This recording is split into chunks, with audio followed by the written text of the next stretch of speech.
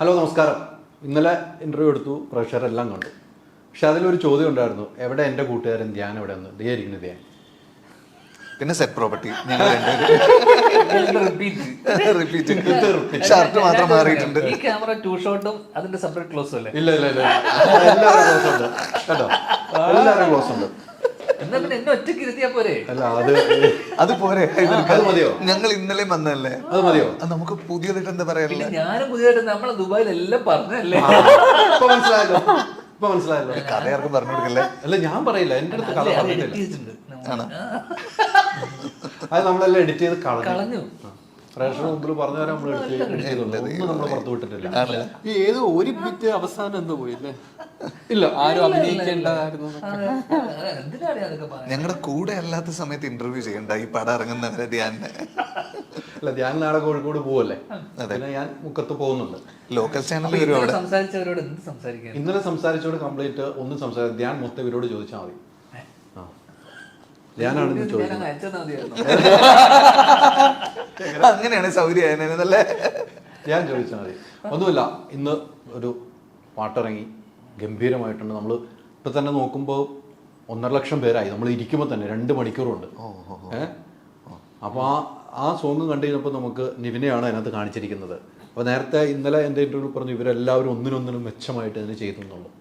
എന്തായാലും ഈ cinema super hit ആകും എന്ന് തന്നെയുള്ള പ്രതീക്ഷയിലാണ് നമ്മളെല്ലാവരും നിൽക്കുന്നത്. ഒരു മാറ്റമില്ല. മലയാള സിനിമയുടെ നല്ല കാലമാണിപ്പോൾ.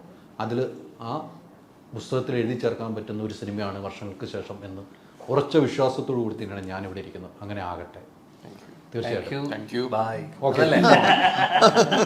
ഞാൻ എന്തായാലും ഞാനെക്കുറിച്ച് ഇന്നലെ ഇവർ കുറച്ച് പറഞ്ഞു. നല്ലതാണോ? വളരെ അധ്വാനിച്ച് ചെയ്ത ഒരു സിനിമയാണെന്ന് പറഞ്ഞു. ആ അധ്വാനം എങ്ങനെയാണ്? ചേട്ടന് വേണ്ടി അധ്വാനിച്ചതാണോ? ഡെഫിനറ്റ്ലി. അത് നമ്മള് എനിക്ക് തോന്നുന്നു ആ സിനിമയിൽ വന്ന എല്ലാവരും, ഞാൻ ഉൾപ്പെടെ ഈ ബേസിലായിക്കോട്ടെ, ഏട്ടൻ്റെ പടം. കാരണം അത് ഏട്ടൻ്റെ പടം എന്നുള്ളൊരു ഒറ്റ കാരണം കൊണ്ടാണ് നമുക്ക് ആ സിനിമയോടുള്ള ഏറ്റവും വലിയ അറ്റാച്ച്മെന്റ് എന്ന് പറഞ്ഞാൽ ഏട്ടൻ്റെ പടം. അത് ആ രീതിയിൽ നമുക്ക് ഭയങ്കര പേഴ്സണലാണ്. എനിക്ക് പ്രത്യേകിച്ച്, കാരണം നമ്മൾ 10 വർഷത്തിന് ശേഷം തിര കഴിഞ്ഞിട്ട് 2013 തിര കഴിഞ്ഞിട്ട് 2023 ഇന്നൊരു സിനിമ ചെയ്യുന്നു. അപ്പോൾ വർഷങ്ങൾക്ക് ശേഷം ഏട്ടൻ്റെ പടത്തിൽ, വർഷങ്ങൾക്ക് ശേഷം ബേസിലിൻ്റെ കൂടെ, വർഷങ്ങൾക്ക് ശേഷം അളിയൻ്റെ കൂടെ, എന്ന് വെച്ചാൽ നമ്മൾ 2019 കഴിഞ്ഞിട്ട് നമ്മൾ വീണ്ടും 5 വർഷത്തിന് ശേഷം വീണ്ടും ഒരു സിനിമ, ബേസിലിൻ്റെ കൂടെ ഒരു 9 വർഷത്തിന് ശേഷം. അപ്പം പലരുടെയും കൂടെ, നീരജിൻ്റെ കൂടെ വർഷങ്ങൾക്ക് ശേഷം, നിവിൻ്റെ കൂടെ എനിക്ക് മലയാളം ചെയ്തു. അപ്പം എല്ലാ രീതിയിലും വളരെ പേഴ്സണലാണ് നമുക്ക് ഈ സിനിമ. അപ്പോൾ അപ്പൂനെ എനിക്ക് പരിചയമില്ലെങ്കിലും വന്നതിന് ശേഷം അപ്പുവായിട്ട് ഭയങ്കര ഒരു സൗഹൃദം ഉണ്ടായി. അപ്പം എല്ലാം കൊണ്ടും നമുക്ക് നമ്മുടെ ഒരു എന്താ പറയണ്ടേ, ഒരു ലൈക്ക് ഫാമിലി എന്നുള്ള രീതിയിൽ നമ്മളൊരു ഗ്യാതറിങ് അല്ലെങ്കിൽ ആ റിയൂണിയൻ പോലെ ഫീൽ ചെയ്തു. അപ്പം എല്ലാവരും ഉണ്ടെന്ന് അറിഞ്ഞപ്പോൾ ഭയങ്കര, ഇപ്പം ഞാൻ കഥ കേട്ടിട്ടില്ലാത്ത സമയത്ത് എന്നോട് ആദ്യം വന്ന് പറയുമ്പോൾ ഞാൻ വിചാരിച്ചത് ആ കൂട്ടത്തിൽ ഒരാൾ, അല്ലെങ്കിൽ അത് എന്ത് റോളാണെങ്കിലും ഏട്ടൻ വിളിക്കുന്നു ഏട്ടൻ്റെ പടം എന്ന് പറയുമ്പോൾ തന്നെ നമുക്ക് എന്താ ക്യാരക്ടർ ഒന്നും അറിയണ്ട. കാരണം ബേസിൽ അങ്ങനെ തന്നെയാണ്, ബേസിലൊക്കെ വന്നത് അങ്ങനെയാണ്. ബേസിന് ക്യാരക്ടർ പറഞ്ഞോണ്ട് കഥ അറിയില്ല. ഞാനും ഇനീഷ്യലി കമ്മിറ്റ് ചെയ്യുന്ന സമയത്തും അല്ലെങ്കിൽ ഇനീഷ്യലി ഇത് ചെയ്യാൻ പറയുമ്പോഴും കഥയോ ഒന്നും അറിയില്ല. ഏട്ടൻ്റെ പടത്തിൽ വർഷങ്ങൾക്ക് ശേഷം ഒരുമിച്ച് അഭിനയിക്കുന്നു എന്നുള്ളത് മാത്രമാണ് ദോഷം. പിന്നെയാണ് അളിയൻ പറഞ്ഞപ്പോഴാണ്, ഷാദ് പറഞ്ഞപ്പോഴാണ് ഇതിലിങ്ങനെ ഒരു മെയിൻ ലീഡ് അല്ലെങ്കിൽ മെയിൻ ക്യാരക്ടേഴ്സിൽ ഒന്നാണെന്ന് അറിയുന്നത്. അതും അപ്പു. അപ്പോഴും ഞാൻ വിചാരിച്ചാൽ അപ്പു കഴിഞ്ഞിട്ടായിരിക്കുമല്ലോ സ്വാഭാവികം. കാരണം എന്നെ വെച്ചിട്ട് അല്ലെങ്കിൽ എൻ്റെ ഒരു പരിപാടി അപ്പം പിന്നെയാണ് അറിയുന്നത് അപ്പവും ഒരു ഫ്രണ്ട്ഷിപ്പ്, 2 പേരുടെ ഫ്രണ്ട്ഷിപ്പാണ്. പിന്നെ വീണ്ടും ആലോചിച്ചു, ഇത് എന്തിനാണ് എന്നെ വെച്ച് വീണ്ടും, അങ്ങനെ പല ചോദ്യങ്ങൾ എൻ്റെ മനസ്സിലൂടെ ഇങ്ങനെ കടന്നുപോയി. പിന്നെയാണ് പറഞ്ഞത് ഒരു കമ്മിങ് ഓഫ് ഏജ് അല്ലെങ്കിൽ ഇത്രയും കാലഘട്ടം, ഇത്രയും ലുക്ക് മേക്ക് ഒരു സമയത്താണ് പിന്നെ വിളിച്ചിട്ടാണ് പറയുന്നത് മേക്ക് ഓവർ, 10ാം ക്ലാസ് ഒക്കെ ഉണ്ട്. അപ്പം അതൊരു പിന്നീടൊരു ചലഞ്ച് അങ്ങനെ. കാരണം കുറേ കാലമായിട്ട് തടി വണ്ണം വെച്ച് നിൽക്കുന്ന സമയത്ത് അപ്പോൾ എന്തിന് വീണ്ടും എന്നെ വെച്ച് എന്നുള്ള ചോദ്യം, എന്നോട് ചെന്നുള്ള ചോദ്യം ഏട്ടനോട് പലരും ചോദിച്ചിട്ടുണ്ട്. കാരണം ഞാൻ വണ്ണം വെച്ചിരുന്ന സമയത്ത് ഏട്ടൻ വേറെ 1-2 സ്ഥലത്ത് കഥ പറയാനൊക്കെ പോയപ്പോൾ അവർ ചോദിച്ച ആദ്യത്തെ ചോദ്യം അതായിരുന്നു, ധ്യാൻ 10ാം ക്ലാസ് എന്നൊക്കെ ചിഹ്നമൊക്കെ ചോദിച്ചിട്ടുണ്ട്, ഒരു ക്വസ്റ്റ്യൻ മാർക്ക്. അപ്പോൾ അവിടെയൊക്കെ പല ചോദ്യങ്ങളും എൻ്റെ മുന്നിൽ ഏട്ടൻ പറഞ്ഞിട്ടുണ്ടില്ല, അവൻ തടി കുറച്ചിട്ട് വരും. കാരണം ഞാൻ നല്ല വണ്ണമുള്ള സമയത്താണ് എന്നെ കാസ്റ്റ് ചെയ്യുന്നത്. അപ്പോൾ അത്രയും വണ്ണത്തിലുള്ള സമയത്ത് 10ാം ക്ലാസ് ക്യാരക്ടർ എല്ലാം പെട്ടെന്ന് മെലിഞ്ഞ് ആ ഒരു കോലത്തിലേക്ക് ഷോർട്ട് നോട്ടീസിൽ അല്ലെങ്കിൽ ഇത്രയും സമയത്തിനുള്ളിൽ, ഷോർട്ട് നോട്ടീസ് അല്ല, എനിക്കൊരു 7-8 മാസം സമയം തന്നു. പക്ഷേ എന്നിട്ട് ഞാൻ വലിയ വ്യത്യാസമൊന്നും ഉണ്ടായില്ല. അപ്പോൾ അങ്ങനെ അപ്പോൾ അവിടെയും പലരുടെയും മുന്നിലായിട്ട് ഇങ്ങനെ മറ്റേ ചോദ്യചിഹ്നം പോലെ നിന്നിട്ടുണ്ടാവണം, എങ്ങനെ തടി കുറക്കുന്നുള്ള തടിയായിരുന്നു പ്രധാന ഒരു കൺസേൺ. കാരണം ഇത്രയും കാലഘട്ടമുണ്ട്, ഇത്രയും ഇതുണ്ട്. അപ്പം സെക്കൻഡ് ഹാഫിൽ കുറച്ച് വണ്ണം ഉണ്ടെങ്കിലും കുഴപ്പമില്ല, ആ ക്യാരക്ടർ ആ ഒരു ഏജ് ആയിട്ടുള്ള സാധനത്തിന് കുറച്ച് വണ്ണം ഉണ്ടെങ്കിലും കുഴപ്പമില്ല, അതിൽ ഓക്കെ ആയിരുന്നു. അപ്പം അതിൽ പക്ഷേ അതും ആ ഏജ് ഇങ്ങനെ പ്ലേ ചെയ്യും, അത് വലിയൊരു കൺസേൺ ആയിരുന്നു. അപ്പോൾ അതിന് വണ്ണം ഓക്കെ ആയിരുന്നെങ്കിൽ പോലും ഏജ് എങ്ങനെ പ്ലേ ചെയ്യുന്നുള്ളൊരു കൺസേൺ ഉണ്ട്. മറ്റേത് അപ്പോൾ ഒരു രീതിയിലും ഞാൻ നടക്കുന്നില്ല, ഞാൻ ഫിറ്റ് അല്ല ഈ റോൾ ചെയ്യാൻ. മിസ്കാസ്റ്റ് ആണ് എൻ്റെ പെർസ്പെക്റ്റീവ്. കാരണം മിസ്ഫിറ്റ് ആണ്, ഫിസിക്കലി അൺഫിറ്റ് ആണ്, മിസ്കാസ്റ്റ്. അപ്പം ഞാൻ വെച്ചാൽ എന്തിന് ഇങ്ങനെ ഒരു എന്നെ നന്നാക്കാൻ വേണ്ടിയാണോ, അല്ലെങ്കിൽ എന്നെ വെച്ചിട്ട് എന്താണ് ഇങ്ങനെ ഒരു ഗ്യാമ്പിൾ, അങ്ങനെയൊക്കെ എൻ്റെ മനസ്സിലൂടെ കടന്നു പോയിട്ടുണ്ട്. അപ്പോൾ ഇടയ്ക്ക് ഇന്റർവ്യൂവിൽ പറയുന്നുണ്ട് ഇതില്ലെങ്കിൽ ഞാനില്ലെങ്കിൽ ഇല്ലെങ്കിൽ അപ്പു ഞാൻ നിവിൻ ഇല്ലെങ്കിൽ ഇതിൽ പടമില്ല എന്നൊക്കെ. അപ്പോഴും എൻ്റെ ചിന്ത എന്തുകൊണ്ടായിരിക്കാം. അപ്പം എനിക്കറിയില്ല അതിൻ്റെ ഉത്തരം ഒന്നും പറയാം. പിന്നെ തീർച്ചയായിട്ടും പറയണം, അതിന്റെ ഉത്തരം കറക്റ്റായിട്ട് പറയണം. എന്തുകൊണ്ട് ഒരു ചോദ്യത്തിന് ഇട്ടമാണ്. ഇതൊക്കെ നമുക്ക് പടം റിലീസായി അടുത്ത ദിവസം ഞാൻ എന്തുകൊണ്ടെന്നുള്ള പറയാം, എക്സ്പ്ലനേഷൻ പറയാം. കാരണം എനിക്കതിന്റെ ചോദ്യത്തിനും ഇതുവരെ കിട്ടിയിട്ടില്ല. അപ്പൊ സിനിമ ഏറ്റവും മോശം കോലത്തിലിരുന്ന സമയത്താണ് ഇങ്ങനെ സിനിമ ഏട്ടൻ പറയുന്നത്. കാരണം അതും തടി കുറയ്ക്കുന്ന യാതൊരു ഉറപ്പുമില്ല. അല്ല, ഞാൻ ഇന്നലെ ചോദിച്ചു തടി കുറയ്ക്കുന്നതിനെ കുറിച്ച്. ചോദിച്ചപ്പോൾ ചേട്ടൻ വിളിച്ച് നിങ്ങൾ തമ്മിലൊരു സംസാരം ഉണ്ടായിരുന്നു, നമ്മൾ തമ്മിൽ സംസാരിച്ചിട്ടുണ്ട് നമ്മുടെ ഒരു ഇന്റർവ്യൂ കണ്ടിട്ട്. നമ്മള് അതിന്റെ ഏറ്റവും വലിയ രസം എന്ന് വെച്ചാൽ ഒക്ടോബറിൽ ഷൂട്ട്, ഓഗസ്റ്റിലെ മാസം അവസാനം ഓണം, ഓഗസ്റ്റ് വരെ തടി കുറഞ്ഞിട്ടില്ല. ഈ സെപ്റ്റംബർ ഒരു മാസം കൊണ്ട് എവിടെ തടി കുറയാൻ പോകുന്നു. അതിന്റെ ഇടയ്ക്ക് ഓണസദ്യയും കഴിച്ചു. അതിൽ അന്നും അവിടെ ഉണ്ടായിരുന്നു. ഹൈദർക്കയുടെ വീഡിയോ കണ്ടിട്ടാണ് ഞാൻ ഞെട്ടിയത്. അന്നും അവിടെ ഒരു ഭാരമായിട്ട് ഉണ്ടായിരുന്നു. അതിൽ ഏറ്റവും വലിയ രസം എന്ന് വെച്ചാൽ കസേര കളി പരിപാടി അറേഞ്ച് ചെയ്തു. അപ്പോ ആ വീഡിയോ നമ്മൾ കസേര കളിച്ചത്, ആ വീഡിയോ അജു വിശാഖിന് അയച്ചു കൊടുത്തു. വിശാഖ് ഏട്ടന് അയച്ചു കൊടുക്കുന്നു, എനിക്ക് കോള് വരുന്നു. അപ്പം ഒരു ചെയിൻ പോലെയാണ് അത് പോയിരിക്കുന്നത്. അപ്പം വിശാഖ് ദിവ്യ എന്നെ വിളിച്ചിട്ട് ഇങ്ങനെ ഞങ്ങൾ തമ്മിൽ അങ്ങനെ തടി ഉറക്കുന്നതിന്റെ പേരിൽ ഉടക്കിന്ന് വെച്ചാൽ ഞാൻ ഏട്ടൻ വിളിച്ചു, കാര്യം പറഞ്ഞു, ഇത് തരണം കുറക്കണം. ഞാൻ പറഞ്ഞു ഞാൻ ഒന്നും പറഞ്ഞില്ല, ഞാൻ ആ പടത്തിൽ അറിയാലോ, ആ പടത്തിൽ ഞാൻ പോലീസായിട്ട് അഭിനയിക്കുക, വേറെ ആളെ വെച്ചു. ഞാൻ പറഞ്ഞു ഞാൻ എന്റെ ക്യാരക്ടർ പിടിച്ചതാണ് പെട്ടെന്ന്. ഞാൻ പറഞ്ഞതിന് ശേഷം ഞാൻ ആലോചിച്ചേ നീ വേറെ ആളെ വെക്കോ അപ്പൊ ഞാൻ പെട്ടെന്ന് ഞാനൊന്ന് പറഞ്ഞു പോയി. പിന്നെ ഏട്ടനൊരു മെസ്സേജ് ഒക്കെ അയച്ചു. അപ്പം ഭയങ്കര ഇമോഷണൽ ആയിട്ട് ഹാർട്ട് ഫെൽറ്റ് മെസ്സേജ് ഒക്കെ അയച്ചു. ഞാൻ സംസാരിച്ചു. അത് കഴിഞ്ഞ് പിറ്റേ ദിവസം ദിവ്യ വിളിച്ചിട്ട് എന്നോട് പറഞ്ഞു ഇങ്ങനെ ഇതിനൊക്കെ പ്രശ്നക്കാരൻ. അപ്പൊ വിശാഖ് എന്നോട് പറഞ്ഞു, അളിയൻ എന്നോട് പറഞ്ഞു, അളിയന്റെ കസേര കളി നല്ല രസമുണ്ടായിരുന്നു, അതുകൊണ്ടാണ് ഞാൻ അയച്ചു കൊടുത്തതെന്ന് പറഞ്ഞു എന്നോട്. തമാശയില് ദിവ്യനെ വിളിച്ചിട്ട് പറഞ്ഞു, അപ്പൊ ഞങ്ങൾ വിശാഖ അയച്ചെന്ന് എനിക്കറിയാം, കസേര കളി കാണാൻ വേണ്ടി. ഇവിടെ ആരും കസേര കളിയുണ്ട്, അവൻ മനഃപൂർവ്വം നിന്റെ അടി വാങ്ങാതെ കാണിക്കാൻ പരാതിയായിട്ട് അയച്ചതാണ്. അപ്പൊ പാര പോയിരിക്കുന്നത് നൻപനാണ്, പാര വെച്ചത് നിങ്ങള്. അപ്പൊ എല്ലാരും ഒരുമിച്ചുള്ള ഒരു വേദി ആയതുകൊണ്ട് എടുത്ത് പറയുന്നത് കൃത്യമായിട്ട് പറയണമല്ലോ. ഇവിടെ അജും കൂടെ ഉണ്ടായിരുന്നെങ്കിൽ ആ ചെയിൻ ഇങ്ങനെ എന്നെ കസേര കളിപ്പിച്ച് അത് വീഡിയോ അയച്ച് അത് അപ്പൊ തന്നെ. എന്റെ ഏറ്റവും രസം അറിയാമോ, നമ്മള് കസേര കളിക്കുന്നു, അത് നിങ്ങൾ അപ്പൊ തന്നെ അപ്ലോഡ് ചെയ്യും. എങ്ങനെ അപ്ലോഡ് ചെയ്യുന്നു, ഇന്റർനെറ്റിന് പോലും. അത് നമ്മുടെ ഒരു കമ്പനിയുടെ പ്രത്യേകതയാണ്. അത് പ്രൊമോട്ട് സത്യം പറയില്ലേ, അന്നത്തെ ദിവസം ഏട്ടൻ പറഞ്ഞ അനുസരിച്ച് ഈ പടം നടക്കില്ല. അങ്ങനെ ഒരു സിനിമ തന്നെ നിങ്ങൾ ഇല്ലാതാക്കി.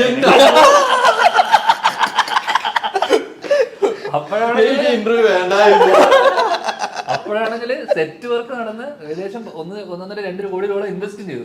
ആ 2 കോടി രൂപ നഷ്ടപരിഹാരം ഞങ്ങൾ തരേണ്ടി വന്നു. ഇപ്പൊ 10 കോടി 100 കോടിയിലേക്ക് എത്താൻ പോകുന്നു. അതുകൊണ്ട് ആ കസേരകളെയാണ്ട് ഒരു സംസാരം ഉണ്ടേ അതിനൊരു അച്ചടക്കം ഉണ്ടായപ്പോ ഇല്ലേ. അങ്ങനെ കേൾക്കുമ്പോ ഏറ്റവും കൂടുതൽ സന്തോഷിക്കുന്ന ഒരാളിവിടെ ഉണ്ടോ. കസേര കളി കൊണ്ടാണ് ട്രാൻസ്ഫർ പെട്ടെന്ന് ഫാസ്റ്റ് ആയെന്നുള്ള എന്ത് സംശയിക്കണം. അല്ല, അത് കഴിഞ്ഞപ്പോ അത് ഹൈദർക്ക പറഞ്ഞ കറക്റ്റ് ആണ്. അത് കഴിഞ്ഞിട്ട് ധ്യാനൊരു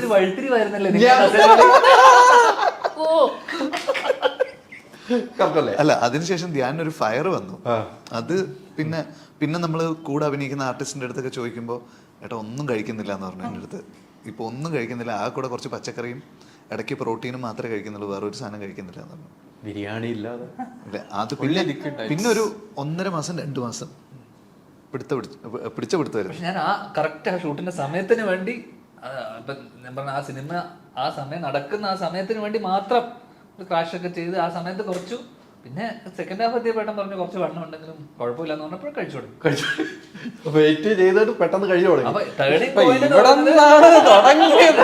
പക്ഷെ ആ തുടക്കം ഗുണം ചെയ്തു എന്ത് സംശയിക്കണം. ഒരു പടം തന്നെ ഇവിടെ മൊത്തത്തില് എന്റെ ജീവൻ എന്ന് പോയത് 2.5 കോടിയുടെ സെറ്റും വെച്ചിട്ട് ഞാൻ രാത്രി നിന്ന് പോയി അളിയാ ഇതാണ് സംഭവം. അല്ല എന്നോട് ഞാനിത് പറഞ്ഞു, അതാണ് ഇന്നലെ വിനയനോട് ഞാൻ എന്നോട് പറഞ്ഞു അങ്ങനെ ഒരു വിഷയം ഉണ്ടായി, ഇതൊക്കെ കണ്ടിട്ട് ചേട്ടൻ എന്നോട് ഒരു ദേഷ്യപ്പെട്ടിട്ടുണ്ട്.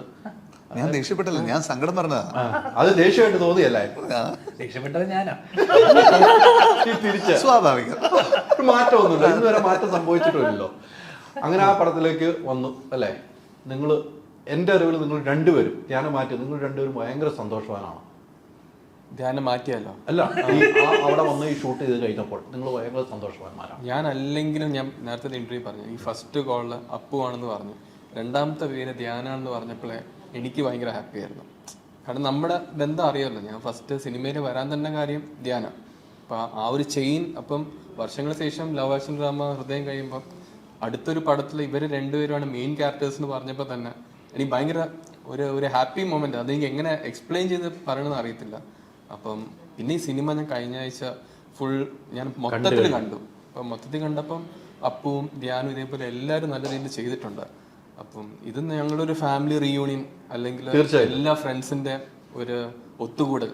അപ്പൊ ഇത് പ്രേക്ഷകരും അതേപോലെ ഒത്തുകൂടിയാൽ മതി, അതാണ് നമ്മുടെ ആഗ്രഹം. അതെ, തീർച്ചയായിട്ടും ഒത്തുകൂടും എന്നുള്ള കാര്യത്തിൽ സംശയമില്ല. അത്രമാത്രം പ്രേക്ഷകർ കാത്തിരിക്കുന്ന സിനിമയാണ്. നമ്മൾ ഇന്നലെ പറഞ്ഞ നമ്മൾ ഒത്തിരി ഹൈപ്പൊന്നും കൊടുക്കണം, നമ്മളൊരു ഇന്റർവ്യൂ നമുക്ക് പേരിന് വേണം, അതുകൊണ്ട് മാത്രം നമ്മൾ ചെയ്യുന്നത് ഇന്നലെ തന്നെ പറഞ്ഞിട്ടുണ്ട്. ഈ ധ്യാൻ്റെ കാര്യങ്ങൾ ഈ പറഞ്ഞ പോലെ ധ്യാൻ അത് കണ്ട് അങ്ങനെ ഒന്ന് പറയും, ധ്യാൻ സ്വാഭാവികമായിട്ട് ദേഷ്യപ്പെടുകയും ചെയ്തു. അപ്പോൾ മനസ്സിൽ എന്തായിരുന്നു, ധ്യാൻ മാറി വരുമോ, എല്ലാം ശരീരം കുറച്ച് എത്തുമോ എന്നുള്ളൊരു അല്ല ഞാൻ ഉടനെ അർപ്പിതേനെ വിളിച്ചു. അർപ്പിതേനെ വിളിച്ചിട്ട് അർപ്പിത ഇവൻ ഉടക്കിയിട്ട് പോയിട്ടുണ്ട്, എന്താ ചെയ്യേണ്ടത്? ഇല്ല ഏട്ടാ ഞാൻ സംസാരിച്ചോളാം, ഏട്ടൻ ടെൻഷൻ അടിക്കണ്ട, ഞാൻ സംസാരിച്ചോളാം, അതൊക്കെ വരും എന്ന് പറഞ്ഞിട്ട് അർപ്പിത പറഞ്ഞപ്പോ ഓക്കെ അർപ്പിത സംസാരിച്ചോളൂ എന്നുള്ളൊരു ഇതുണ്ടായിരുന്നു. അപ്പം ഈ ഇദ്ദേഹത്തിന് ജീവിതത്തിൽ പേടി അവിടെ മാത്രമുള്ളല്ലേ? അർപ്പിത പറഞ്ഞാൽ കേൾക്കുന്നില്ല. ഞാൻ അതുകൊണ്ടല്ല, ഞാൻ പറഞ്ഞ ഏട്ടൻ എനിക്കൊരു മെസ്സേജ് അയച്ചു, അർപ്പത വിളിച്ചു, കാര്യം പറഞ്ഞു, പിന്നെ അളിയും വിളിക്കുന്നേ ഇല്ല കേട്ടോ. ഞാൻ രാത്രി 11 മണിക്കാണ് വിളിക്കണം. സംഭവം എന്ന് വെച്ചാൽ ഒരാള് ദേഷ്യത്തിലിരിക്കുമ്പോ ഒരിക്കലും ഫോൺ വിളിക്കാൻ പോരുത്. എന്റെ ഒരു രസമുണ്ട്, ഞാൻ ഒരു കാര്യം പറയണമെങ്കിൽ ഫോണ് വിളിച്ചിട്ട് കാണാൻ പറയാറുണ്ട്. ഞാൻ നേരിട്ട് പോയി അളിയ ഇങ്ങനെയാണ് കാര്യമേ പറയുള്ളൂ. ഞാൻ ഒരു 10 പ്രാവശ്യം പറഞ്ഞിട്ടുണ്ട്, എന്തെങ്കിലും കാര്യം കമ്മ്യൂണിക്കേറ്റ് ചെയ്യണമെങ്കിൽ നേരിട്ട് പോയി കണ്ട് മനസ്സിലാക്കി അല്ല ഞാൻ പറയാറുണ്ട്. ഞാൻ ഒരിക്കലും ഒരാളുടെ അടുത്ത് ഫോണിൽ കൂടെ ഒരു കാര്യം പറയാറില്ല. ഞാൻ ഇപ്പം എസ്പെഷ്യലി ധ്യാൻ്റെ അടുത്ത് ഞങ്ങൾ അടുത്തടുത്താണ് താമസിക്കണമെന്ന്, അപ്പൊ ഞാൻ ഇതേപോലെ അളിയ കുറയില്ലേ വണ്ണം, കുറയ്ക്കും അളിയ വണ്ണം, ഇങ്ങനെ ഇത് ആൻസർ കിട്ടിയ പോലെ ഇത് ഫോണിൽ നിന്ന് മറ്റേ വിളിച്ചിട്ട് അങ്ങനെ പറയേണ്ട ആവശ്യമില്ല. അപ്പൊ ഞാൻ ഇടയ്ക്കിടയ്ക്ക് ഒരു 15 ദിവസം ഞങ്ങൾ പോവും, കാണാറുണ്ട്. അപ്പൊ ട്രാൻസ്ഫോം. പക്ഷെ എന്റെ ഇതിനകത്ത് ഞാൻ കണ്ടപ്പോൾ ധ്യാനം കുറച്ച് മെലിഞ്ഞ് വരണം. നമ്മൾ എപ്പോഴും വർക്ക്ഔട്ട് ചെയ്യുമ്പോൾ, വർക്ക്ഔട്ട് ചെയ്യണവർക്ക് അറിയത്തുള്ളൂ ഇത്, വർക്ക്ഔട്ട് ചെയ്യുമ്പോൾ അതിന്റെ റിഫ്ലക്ഷൻ ഒരു മാസം കഴിയുമ്പോൾ കാണാറുള്ളൂ. അത് ഞാൻ ഇടയ്ക്കിടയ്ക്ക് പറയാറുണ്ട്, പക്ഷെ അതിന് വർക്ക്ഔട്ട് ചെയ്യണം. ഇതൊക്കെ ഇവനിപ്പോ പറയുന്നുണ്ട്. ഇവൻ എന്നോട് ആ സമയത്ത് പറഞ്ഞിട്ടുണ്ട്, പ്രതീക്ഷ പോലെ കുറയുന്നില്ലല്ലോ, പ്രതീക്ഷ പോലെ കുറയുന്നില്ല. എന്നിട്ട് പുറകിൽ ഇങ്ങനെ നിന്നിട്ട് ഇഞ്ചക്ട് ചെയ്തിട്ടാണ്. ഇതിന്റെ ഏറ്റവും വലിയ പ്രശ്നം എന്ന് വെച്ച് കഴിഞ്ഞാൽ ഞാൻ മാത്രം 10ാം ക്ലാസ്, ബാക്കി എല്ലാവരും ഡിഗ്രി. അപ്പൂന് ഇതില്ല. ഞാൻ സത്യമായിട്ട് ചിന്തിക്കുന്നുണ്ട്, അപ്പൂനെ 10ാം ക്ലാസ് ആക്കിയിട്ട് ശരീരം വെച്ച് നോക്കിയാൽ അപ്പു ഓൾറെഡി ഫിറ്റ് ആണ്, ലീൻ ആയിട്ടിരിക്കുന്ന ആള്. അപ്പൂനൊന്ന് 10ാം ക്ലാസ് ആക്കിയിട്ട് എന്നെ വല്ല ഡിഗ്രിയോ ഞാൻ എപ്പോഴും ചിന്തിക്കുന്നത്, വണ്ണമുള്ള കുട്ടികൾക്ക് എന്താ 10ാം ക്ലാസ്സിൽ പഠിച്ചൂടെ അല്ലേ? പിന്നെ തീർച്ചയായിട്ടും അതൊന്നുമല്ല ഇതിന്റെ ഫിസിക്കൽ ഒരു സംഭവമില്ല. ഫിസിക്കൽ ട്രാൻസ്ഫോർമേഷൻ എന്ന് പറഞ്ഞാൽ എഫേർട്ട് എടുത്തു എന്ന് കണ്ടു കഴിഞ്ഞാൽ ഓഡിയൻസ് കൺവിൻസ് ആവുള്ളൂ അല്ലേ? ഇപ്പൊ രാജു ആട് ജീവിതത്തില് ആ എഫേർട്ടിനാണ് ആൾക്കാർ അപ്രീഷിയേറ്റ് ചെയ്യുക അല്ലേ? ആ എഫേർട്ട് ഒരു പടത്തിന് എടുക്കേണ്ട എഫേർട്ട് എടുക്കണ്ടേ? പക്ഷെ അത് എടുത്തു, അവസാനം വൈകിപ്പോയി. പക്ഷെ എന്റെ ഓർമ്മയില്ല ഈ ഇൻസിഡന്റ് നടന്ന അന്ന് രാത്രി തന്നെ വിനീത് പറഞ്ഞു, ഇനി നീ നോക്കിയോ ധ്യാൻ അത് കുറച്ചിരിക്കുന്നു. ധ്യാന് വാശി വന്നാൽ ധ്യാൻ ചെയ്യും. അതുവരെ ഒരു ഈസി മട്ട് ഉണ്ടായിരുന്നു, പക്ഷെ അതിനുശേഷം ഒരു ഫയർ കയറി. നീ നോക്കിയോ അടുത്ത കാണാൻ വരുമ്പം, ഞാൻ ഇടയ്ക്കിടയ്ക്ക് പോയി കാണാറുണ്ട്, പക്ഷെ അന്ന് ഒരു മാസം വിളിക്കുമ്പോ ഒന്നും കാണില്ല. അപ്പൊ ഇതിനിടയ്ക്ക് നമ്മൾ എവിടെയോ അജുയുടെ വീട്ടിലാണെന്ന് തോന്നുന്നു. അപ്പൊ അന്ന് നമ്മൾ അവിടെ ഐസ്ക്രീം എല്ലാം ഞാൻ കഴിച്ചുകൊണ്ടിരിക്കുക. ഇത് ഞാൻ ആപ്പാട് ഒരു ഫിഷ് പ്രോട്ടീൻ മാത്രം 8 o'clock മുമ്പ്. അപ്പൊ എനിക്ക് മനസ്സിലായി ഓക്കെ ഇത് സെറ്റായിട്ട് വരും. അത് തടിയെ കുറിച്ച് മാത്രമേ ഇപ്പൊ ഈ ഇന്റർവ്യൂ അല്ല ഈ തടിയിലേക്ക് ഒന്ന് വരണമെന്നോർത്തിട്ട് വന്നതാണ്. അതൊരു മെയിൻ ആ ഒരു ജേർണി ഭയങ്കരമായിട്ട് ധ്യാനം അതിന്റെ ബുദ്ധിമുട്ട് അനുഭവിച്ചുകൊണ്ട് തന്നെയാണ് അതിലേക്ക് പക്ഷെ ഇതെല്ലാം ഒരു കസേര കളിയിലാണ് വന്നത്. ആ ക്യാരക്ടർ അല്ലെങ്കിൽ നേരത്തെ പറഞ്ഞ പോലെ 10ാം ക്ലാസ് എന്ന് തോന്നിപ്പിക്കണമെങ്കിൽ, കാരണം അതിന് ഡിമാൻഡ് ചെയ്തിരുന്നു. പ്രത്യേക ചേട്ടൻ അത് പറയുമ്പോൾ എനിക്ക് കൃത്യമായിട്ട് അറിയാം. അതല്ലെങ്കിൽ അതൊരിക്കലും നേരത്തെ പറഞ്ഞ ഓഡിയൻസ് അത് കാണുന്ന ആൾക്കാർക്ക് അതൊരിക്കലും അത് ഫീൽ ചെയ്യില്ല. കാരണം അവര് ഇതേ കോലത്തിൽ വന്നിട്ട് എന്താ ഒരു എഫേർട്ട് ഇട്ടിട്ടില്ല എന്ന് അവർക്ക് ഫീൽ ചെയ്യും. പിന്നെ തീർച്ചയായിട്ടും അത് ജെനുവിൻ ആയിരുന്നു. അല്ല ഞാൻ ചെയ്യുന്ന ചിത്രങ്ങളെല്ലാം ഇതേ രൂപത്തിൽ തന്നെയാണല്ലോ ചെയ്തു വെച്ചിരിക്കുന്നതെല്ലാം, ഒന്നും മാറ്റം വരുന്നില്ലല്ലോ. അപ്പൊ അതിൽ നിന്നൊരു മാറ്റം കൃത്യമാണ് ഈ സിനിമയ്ക്ക് എന്നുള്ള കാര്യത്തിൽ യാതൊരു സംശയമില്ലായിരുന്നു. അതെന്തായാലും ഫലം കണ്ടിട്ടുണ്ട്, ഒരു കുഴപ്പമില്ല. നേരത്തെ പറഞ്ഞ പോലെ വൈഫ് പറയുമ്പോൾ മാത്രമേ സ്വല്പമെങ്കിലും അനുസരണേ ഉള്ളൂ. ചേട്ടൻ എന്ന നിലയിൽ അനുജന്റെ അനുസരണ എങ്ങനെയാണ് കാണുന്നത്? ചേട്ടൻ എന്ന നിലയിൽ അങ്ങനെ ചേട്ടൻ എന്ന് പറഞ്ഞാൽ അനിയനെ അനുസരിപ്പിക്കേണ്ട ആളല്ലല്ലോ. അല്ല എങ്കിലും നമ്മൾ അവന്റെ ഇഷ്ടത്തിന് ജീവിക്കുന്നു, ഞാൻ എന്റെ ഇഷ്ടത്തിന് ജീവിക്കുന്നു, അത്രേ ഉള്ളൂ. എതിർക്കാം നമ്മൾ ഒരുമിച്ച് വർക്ക് ചെയ്യുമ്പോൾ ഉള്ള കാര്യം പറയുന്നു, അത്രേ ഉള്ളൂ. ആരും അനുസരിക്കേണ്ട കാര്യമില്ല. We are living in a democratic country. കേട്ടല്ലോ, അനുസരിക്കണം. നമ്മളൊരു ജോലി സ്ഥലത്ത് പോകുമ്പോൾ നമ്മള് ഏത് ഡയറക്ടർ ആണെങ്കിലും അനുസരിക്കണം. ചേട്ടൻ എന്നുള്ള സാധനമല്ല, അവിടെ ഡയറക്ടറാണ്. തീർച്ചയായും സ്വാഭാവികമായിട്ടും നമ്മള് കൃത്യമായിട്ട് ആ ജോലി സ്ഥലത്ത് എന്ന് വെച്ചാൽ നമ്മള് ക്യാമറ കട്ട് ചെയ്ത് കഴിഞ്ഞാൽ നമ്മള് ഭൂലോക അലമ്പായിരുന്നു സെറ്റ് മൊത്തം. അപ്പോ കാരണം ഏട്ടൻ വളരെയധികം പാഷനേറ്റ് ആയിട്ട് ഭയങ്കര ഇമോഷണൽ ആയിട്ട് എഴുതി വെച്ച സീനൊക്കെ ഞാൻ ചില സീനൊക്കെ ഞാൻ ഒപ്പൊക്കെ അഭിനയിച്ചിട്ട് ഞാൻ വന്നിട്ട് ഓക്കെ ആണോ എന്ന് പറയുമ്പോൾ ഏട്ടൻ ഇങ്ങനെ കണ്ണൊക്കെ നിറഞ്ഞിരിക്കുമ്പോ ഓക്കെ ആണോ തോന്നണപ്പോ, കാരണം നമുക്കത് കൃത്യമായിട്ട് ഞാൻ അങ്ങനെ അതിനെ ചെയ്തു വരുന്നോണ്ട് എനിക്കത് ജോലിയാണ്. അപ്പൊ ഏട്ടനതല്ല, ഏട്ടനതിന്റെ മറ്റേ ഹാർട്ട് ആൻഡ് സോൾ, അതിൽ ഇത്രയും പ്രൊഫഷണലായിട്ട് ക്യാരി ചെയ്തൊരു കഥ ഭയങ്കര ഹാർട്ട് ഫെൽറ്റ് ആയിട്ടാണ് പുള്ളി അതിനെ അപ്രോച്ച് ചെയ്യുന്നതും കാണുന്നതും കൺസീവ് ചെയ്തിട്ടുള്ളതൊക്കെ. പക്ഷെ നമുക്ക് കൃത്യമായിട്ട് അത് ജോലി ചെയ്ത് പോവുക, അല്ലെങ്കിൽ രാവിലെ വരിക, ഡയറക്ടർ പറയുന്നത് അനുസരിക്കുക, കേൾക്കുക, ഓക്കെ ആണെങ്കിൽ ഓക്കെ. അനുസരണമുള്ള കുട്ടിയായിരുന്നു അല്ലേ അതെല്ലാവരും, ഞാൻ പറഞ്ഞ ഞാൻ മാത്രമല്ല, നമ്മുടെ സെറ്റിൽ വർക്ക് ചെയ്ത എല്ലാവരും. അത് തീർച്ചയാണ്, ഒരു ഡയറക്ടർ തന്നെയാണല്ലോ ആ സിനിമ നിയന്ത്രിക്കുന്നത്. ഈ ഞാൻ ഇന്റർവ്യൂസ് ഒക്കെ കാണുമ്പോൾ അത് കഴിഞ്ഞ് ഈ ഷൂട്ടിങ്ങിന്റെ ഇടയ്ക്കൊക്കെ പല ഇന്റർവ്യൂസ് കൊടുക്കുമ്പോൾ വിനീന് ഒരു ടെൻഷൻ ഉണ്ടായിരുന്നു, ഞാൻ എന്തൊക്കെ പറയും ഈ സിനിമയെ കുറിച്ച്, അങ്ങനെ ഒരു ആദ്യം ഉണ്ടായിരുന്നു മനസ്സിൽ. എനിക്കിപ്പോഴും ഉണ്ട്. പക്ഷെ ഇന്ന് ധ്യാൻ ഒരു സാധനം പറഞ്ഞില്ല. ഇത്ര ഇന്റർവ്യൂസ് ധ്യാൻ കൊടുത്തിട്ട് ഒരു സാധനവും നമ്മള് സീക്രട്ടീവായിട്ട് വെച്ചിട്ടുള്ള ഒരു സാധനം പറഞ്ഞിട്ടില്ല. അതുകൊണ്ട് ഇപ്പൊ ഇല്ല, ഇതിനകത്ത് സീക്രട്ടീവ് ആയിട്ടുള്ള ഒരു സാധനം ഇല്ല എന്നുള്ളതാണ് സത്യാവസ്ഥ. ആ ട്രെയിലറിൽ ഈ സിനിമയുടെ കഥയുണ്ട് തീർച്ചയായും. കാരണം നമ്മുടെ കഥയല്ല ആൾക്കാർക്ക് മനസ്സിലായിട്ടില്ല. പക്ഷെ ശരിക്കും ഒന്ന് ക്രാക്ക് ചെയ്യണമെന്ന് വെച്ച് കഴിഞ്ഞാൽ ഒരു, കാരണം നമ്മൾ പറയുന്ന ഹിന്റ് ഇട്ട് കൊടുത്തിട്ടുണ്ട്. വളരെ കെയർഫുൾ ആയിട്ട് ഡീകോഡ് ചെയ്യുന്ന ആൾക്കാർക്ക് എല്ലാ സാധനങ്ങളും അതിന്റെ അകത്തുണ്ട്. ഒറ്റയടിക്ക് കാണുമ്പോൾ ആ ടീസറിലൊന്നും മനസ്സിലാവില്ല, ട്രെയിലറിൽ പക്ഷെ കഥ ഒളിപ്പിച്ചു വെച്ചിട്ടുണ്ട്. അതെ അതെ തീർച്ചയായിട്ടും. പക്ഷെ അത് കാണുമ്പോൾ തോന്നുന്ന കഥയല്ല. അതെ, കാണുമ്പോൾ തോന്നുന്ന കഥയല്ല, എന്തെങ്കിലുമൊക്കെ വേണമല്ലോ, പിന്നെ വേണ്ടേ. അപ്പൊ എനിക്ക് എനിക്ക് ഞാനിപ്പം ചോദിച്ചപ്പോഴും ഏട്ടനോട് അന്ന് എന്നോട് പറഞ്ഞപ്പോൾ എല്ലാവർക്കും മനസ്സിലാവുന്ന ഒരു കഥ, എല്ലാവർക്കും അറിയാവുന്ന കഥ പറയുമ്പോൾ അത് അതിൻ്റെതായിട്ടുള്ളൊരു സുഖമുണ്ട്. കാരണം കുഞ്ഞു കുട്ടിക്ക് മുതൽ ഒരു വരുന്ന ആൾക്കാർക്ക് മുതൽ 5ാം ക്ലാസ് കുട്ടിക്ക് മുതൽ മുതിർന്നവർക്കും എല്ലാവർക്കും റിലേറ്റ് ചെയ്യാനും എല്ലാവർക്കും മനസ്സിലാവുന്ന ഒരു കഥയായിരിക്കണം ഫസ്റ്റ് ഓഫ് ഓൾ. കഥ ഒരിക്കലും അൺപ്രഡിക്റ്റബിൾ ആയിട്ടുള്ള, അപ്പം എല്ലാവരും പറയും ഇത് ഭയങ്കര പ്രഡിക്റ്റബിൾ ആണ്, ഇതെന്താ സർപ്രൈസ് ഒന്നുമില്ല. അത്തരം സർപ്രൈസ് എലിമെന്റ്സ് ഒന്നും ഇല്ല, പുള്ളി അത് വെക്കാറുമില്ല. ഭയങ്കര സർപ്രൈസുകളല്ല, ഞാൻ പറഞ്ഞ കുഞ്ഞു കുഞ്ഞു സർപ്രൈസുകൾ കുഞ്ഞു. അപ്പൊ ഒരിക്കലും കണ്ടിട്ട് ഇതായിരുന്നോ എന്ന് തോന്നാൻ മാത്രമുള്ള ഭീകര സർപ്രൈസുകളും ഇല്ല, വൻ മാസ് മൊമെന്റ്സ് അല്ല, ഒന്നുമല്ല. നമ്മൾ കണ്ടോണ്ടിരിക്കും പറയുന്ന ഒരു മൊമെന്റ് നമുക്ക് കിട്ടും. നമുക്ക് സിനിമ കണ്ടിറങ്ങുമ്പോൾ നമ്മൾ മനസ്സിൽ വിചാരിച്ചു പോയ ഒരു സിനിമയായിട്ട് നമുക്ക് കിട്ടും, അത്രേ ഉള്ളൂ എന്ന് നമുക്ക് വിശ്വസിക്കാമല്ലോ. അങ്ങനെയാണല്ലോ സിനിമയുടെ വിജയം. അതെ, ഇതിന്റെ മെറ്റീരിയൽ കാണുമ്പോൾ ഹൈദർക്ക് തോന്നുന്നില്ലേ ഇങ്ങനെ ആയിരിക്കും, അതിലേക്ക് തന്നെയാണ് ഇത് വന്ന് നിൽക്കുക. പക്ഷെ എങ്ങനെ വരുന്നു എന്തിലൊക്കെ കൂടെ എങ്ങനെയൊക്കെ യാത്ര ചെയ്താണ് വരുന്നത്. പിന്നെ സിനിമ, എനിക്ക് തോന്നുന്നു സിനിമ ജെനുവിനായിട്ട് സ്നേഹിക്കുന്ന ആസ്പയറിംഗ് ആയിട്ടുള്ള ഫിലിം മേക്കേഴ്സ് അല്ലെങ്കിൽ മൂവി റിലേറ്റഡ് ആയിട്ടുള്ള ആൾക്കാർക്ക് ഇവർക്ക് കുറച്ചുകൂടെ അതിനെ, എനിക്ക് തോന്നുന്നു ഏറ്റവും കൂടുതൽ ഈ ട്രെയിലർ വന്നപ്പോഴൊക്കെ ഏറ്റവും കൂടുതൽ ആൾക്കാർ എനിക്ക് മെസ്സേജ് അയച്ചായിക്കോട്ടെ, കുറേ പേർക്ക് നമുക്ക് ബന്ധപ്പെട്ട് നിൽക്കുന്ന എല്ലാവർക്കും ഏറ്റവും കൂടുതൽ എനിക്ക് മെസ്സേജ് ചെയ്യുന്ന ഡയറക്ടേഴ്സൊന്നും നമുക്ക് പരിചയമുള്ള ആക്ടേഴ്സും ഇവരൊക്കെയാണ്, മീഡിയ റിലേറ്റഡ് ആയിട്ടുള്ള ആൾക്കാരാണ് കുറേ പേര് മെസ്സേജ് അയച്ചിട്ടുള്ളത്. കാരണം അവർക്കൊക്കെ എവിടേക്കോ ഈ കഥയും അല്ലെങ്കിൽ കഥാപശ്ചാത്തലമൊക്കെ അവർക്കൊക്കെ അതിലുള്ള ഡയലോഗ്സും അതിൽ പറഞ്ഞു വരുന്ന കാര്യങ്ങളൊക്കെ എവിടേക്കോ, കാരണം ഞങ്ങൾക്ക് പേഴ്സണലി റിലേറ്റ് ആയിട്ടുള്ള കുറേ സീനുകൾ ഉൾപ്പെടെയുണ്ട്. എഴുതി വെച്ച ഡയലോഗുകളായിക്കോട്ടെ, അപ്പൊ ആ രീതിയിൽ ആസ്പയറിംഗ് ആയിട്ടുള്ള അല്ലെങ്കിൽ സിനിമയിൽ ഓൾറെഡി എക്സിസ്റ്റിംഗ് ആയിട്ടുള്ള ആൾക്കാർക്കൊക്കെ ഇത് ഭയങ്കര ഹാർട്ട് ഫെൽറ്റ് ആയിട്ടുള്ള അല്ലെങ്കിൽ അത്തരം കുറെ മൊമെന്റ്സ് ഉണ്ട്. അത്തരം മൊമെന്റുകൾ പഞ്ച് ചെയ്തിട്ടുണ്ട് കൃത്യമായ ജംഗ്ഷനുകളിൽ അത് കൃത്യമായിട്ട് വന്നിട്ടുണ്ട്. തീർച്ചയായിട്ടും. ഈ അപ്പുവും ധ്യാനും വരുമ്പോൾ ഇവർ രണ്ടുപേരും ഒന്നിക്കുന്നു എന്ന് വരുമ്പോൾ അതെങ്ങനെയായിരുന്നു ഒന്ന് മാനേജ് ചെയ്യാൻ ഉദ്ദേശിച്ചത്? അപ്പവും വരുന്നു, ധ്യാനും വരുന്നു, അത് ഞങ്ങളെല്ലാവരും ക്യൂരിയസ് ആയിട്ട് കാത്തുനിന്നൊരു സംഭവമായിരുന്നു ഇവർ തമ്മിൽ എങ്ങനെയായിരിക്കും ഒരു ഇക്വേഷൻ ഉണ്ടാവുക എന്നുള്ള സാധനമൊക്കെ. പക്ഷേ ഫസ്റ്റ് ഡേ ഇവർ മീറ്റ് ചെയ്ത ദിവസം തൊട്ട് ഇവർ തമ്മിൽ ഭയങ്കര ഒരു കമ്മ്യൂണിക്കേഷൻ ഉണ്ടായിരുന്നു. പിന്നെ ഫാമിലി വൈസ് ആണെങ്കിലും അപ്പൂവിൻ്റെ ഫാമിലിയിലുള്ള എല്ലാവർക്കും ധ്യാനം ഭയങ്കര ഇഷ്ടമാണ്.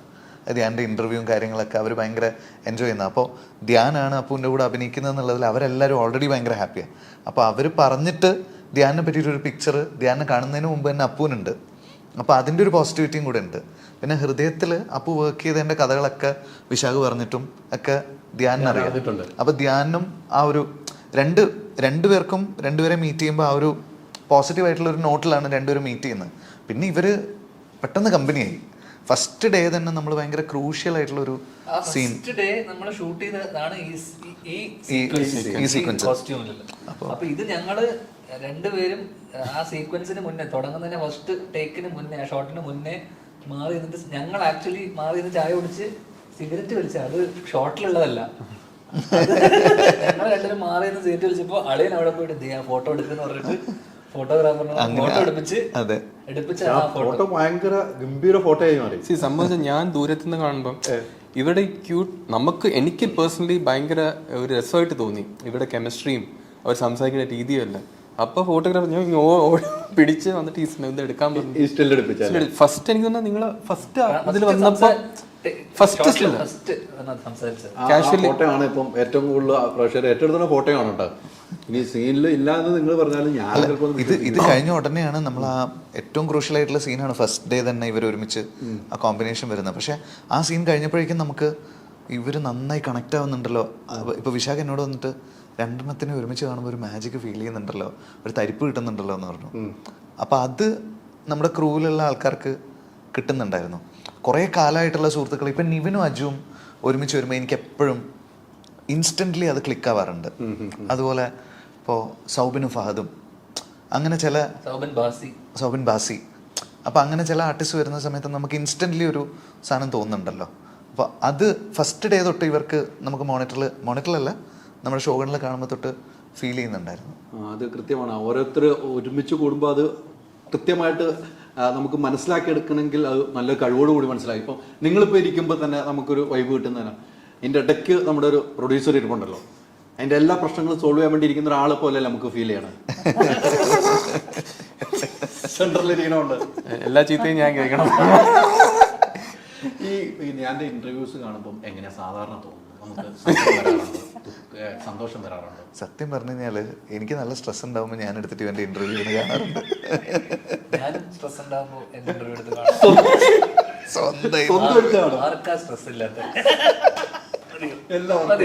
എല്ലാവർക്കും ഉണ്ട്. പക്ഷെ ചില കാര്യങ്ങൾ എൻ്റെ അടുത്ത് കൃത്യമായിട്ട് പറഞ്ഞ കുറെ ദുബായ് ഇപ്പോൾ കുറച്ച് കാര്യങ്ങൾ എൻ്റെ ഇന്റർവ്യൂ പറയുന്നത് ഞാൻ പല കാര്യങ്ങൾ പറഞ്ഞത് സത്യമാണ്, പല കാര്യങ്ങൾ പറഞ്ഞത് ഞാൻ സത്യമാണ്. പക്ഷെ ഞാൻ കുറച്ച് കാര്യം എൻ്റെ കയ്യിൽ നിന്നിടും. അത് ഞാനും ഇതിനു മുമ്പ് പറഞ്ഞിട്ട് അല്ല വിനീതും ഇതിനു മുമ്പ് പറഞ്ഞിട്ടുണ്ട്. അതെ, അത് അങ്ങനെ തന്നെ ആ സ്വഭാവമല്ലേ. ഇംപ്രൊവൈസ്ഡ് ട്രൂത്ത് ആണ് പല സമയത്തും. അത് ഏത് ലെവൽ വരെ എന്നുള്ളത് ധ്യാൻ തന്നെ പറയണം. അതെ, നമ്മളൊരു കഥ പറയുമ്പോൾ ആ കഥ ആൾക്കാർക്ക് സിക്കുന്ന രീതിയിൽ പറയുക എന്നുള്ളത് മാത്രമേ ഉള്ളൂ. അതിനിടയിൽ ചില ചില ചില ചില ചില കാര്യങ്ങൾ നമ്മളൊന്ന് പൊലിപ്പിക്കാൻ നമ്മൾ പറയുമല്ലോ. അത്തരത്തില് ഒരു അടിസ്ഥാനമില്ലാതെ അല്ലെങ്കിൽ ഒരു പ്ലാറ്റ്ഫോം ഇല്ലാതെ നമ്മൾ പോയിട്ടൊരു അടിച്ചേൽപ്പിക്കുന്ന അല്ലെങ്കിൽ ഒരാളെ പറ്റി ഇല്ലാത്തത് പറയാറില്ല. പ്രത്യേകിച്ച് അമ്മയുടെ പൊറോട്ട കറി അമ്മേനെ വിടറാ പാവടാ വിട്ടതാ. പക്ഷെ അതൊക്കെ അമ്മ പറഞ്ഞത് ഞാൻ എന്തിനു ഞാൻ അത് കള്ളം പറയണം. പക്ഷെ അമ്മ ഏട്ടനോട് വന്നിട്ട് പറഞ്ഞു ഞാൻ അങ്ങനെ പറയുള്ളൂ. പക്ഷെ എനിക്ക് തോന്നുന്നില്ല ഇത് അമ്മ അങ്ങനെ പറഞ്ഞു എന്നുള്ള കേട്ട ആളാണല്ലോ ഞാൻ.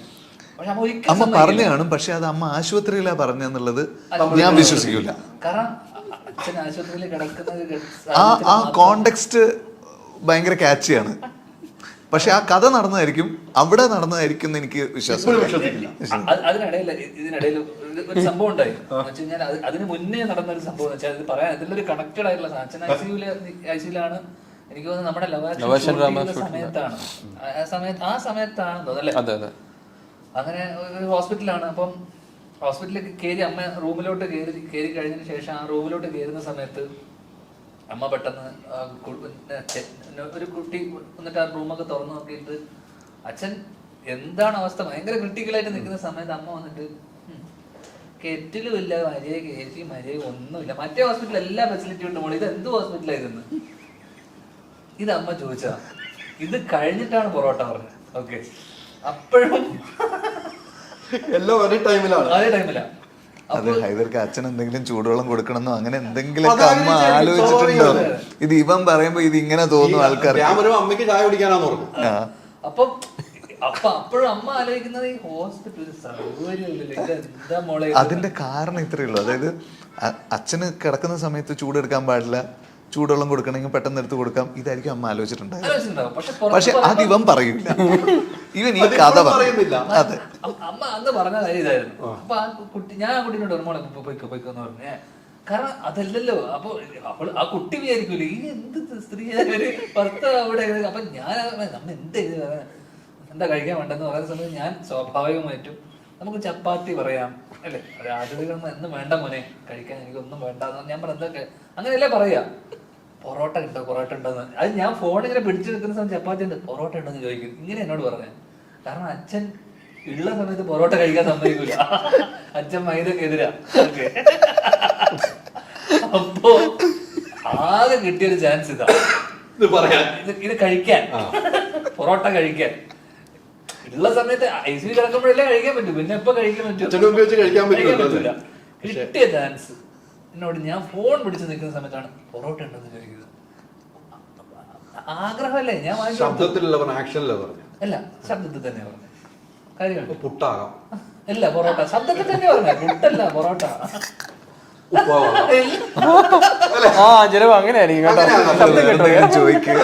അമ്മയുടെ കാര്യം വിട് പ്ലീസ്. പുട്ടായാലും പൊറോട്ട ചപ്പാത്തി ചോദിച്ചു, ഞാൻ വാങ്ങിച്ചും കൊടുത്തു, ഓർഡറും ചെയ്തു. പക്ഷെ അത് ഞാനൊരു കഥയായിട്ട് സ്ഥലത്ത് പറഞ്ഞു, അത്രേ ഉള്ളൂ. നിങ്ങൾ വീണ്ടും വീണ്ടും പറയിപ്പിക്കുന്നുണ്ടല്ലോ. അല്ലല്ല, ഞാൻ പറഞ്ഞു ഇപ്പൊ ഈ കഥ ഇവിടെ എടുത്തിട്ടാണ് ഞാൻ എടുത്തിട്ട്. പക്ഷെ ഈ കഥ സത്യമല്ല എന്ന് അമ്മ ഏട്ടനോട് എന്തോ പറഞ്ഞു കേട്ടു. ഞാൻ എന്നോടൊന്നും പറഞ്ഞിട്ടില്ല, അത് വിട്ട്. എന്റെ ഇന്റർവ്യൂ അമ്മ പറഞ്ഞു. വീണ്ടും ഈ ഇന്റർവ്യൂ ആണല്ലേ എല്ലാം. ഞാൻ കള്ളം പറയുന്ന ആളായി മനസ്സിലായില്ലേ. അപ്പൊ ഇതിൽ ആരാ സത്യം പറയുന്നുള്ള സംശയം കേൾക്കുന്ന ആൾക്കാർക്കും തോന്നും ഞാൻ കള്ളം പറയണം. പക്ഷെ സത്യം എവിടെ നടന്നത് ഞാൻ എങ്ങനെ തെളിയിക്കും? തെളിയിക്കണ്ട ഇനി. അപ്പൂല്ല പുട്ടുമില്ല പൊറോട്ട. അപ്പോ പുട്ട് തന്നെ പോലും എനിക്ക് കുഴപ്പമില്ല. അയ്യോ, അപ്പോ പുട്ട് ഓക്കെ. അല്ല അതായിക്കോട്ടെ, അത് കുഴപ്പമില്ല. ഞാൻ കഴിഞ്ഞ ദിവസത്തെ നിങ്ങൾക്ക് മതിയായ ഞാൻ കഴിഞ്ഞ ദിവസത്തെ ഇന്റർവ്യൂ പറഞ്ഞ കാര്യം അതുകൊണ്ട് എനിക്ക് ചോദിക്കണം. തിരുവനന്തപുരത്ത് ഒരു ഇന്റർവ്യൂ പറഞ്ഞു, അച്ഛനെ കുറിച്ച് കുറെ കാര്യങ്ങൾ പറഞ്ഞു അല്ലേ, എല്ലാരും കേട്ടു. അത് എന്റെ ഇന്റർവ്യൂ പറഞ്ഞു, എനിക്ക് അച്ഛനെ കുറിച്ച് പറയാനുള്ള സമയം അവർ തന്നില്ല എന്നാണ് എന്നോട് പറഞ്ഞത്. ദുബായിൽ വെച്ച് പരിപാടി തീർന്നു പോയി. അത് കേട്ടപ്പോ എന്താണ് തോന്നിയത്? അച്ഛനെ കുറിച്ച് പറഞ്ഞു കേട്ടിട്ടില്ല, ഉത്തരവില്ലല്ലോ. അതാണ് നല്ലത്. കാരണം അതിലെ വിഷയം, അതിന്റെ ടോപ്പിക് എന്ന് വെച്ചാൽ അച്ഛനും ഏട്ടനും ഇടയിൽ ഞാൻ, ഇതായിരുന്നു വിഷയം.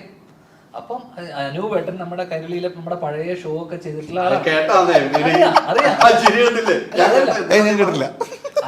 എനിക്ക് മെസ്സേജ് അയച്ചിരുന്നു. അതാ പറഞ്ഞേ, ഇതിന് മറുപടി പറയാനുള്ള ഇത് കൊണ്ടായിരിക്കും പറഞ്ഞിട്ടാവാ.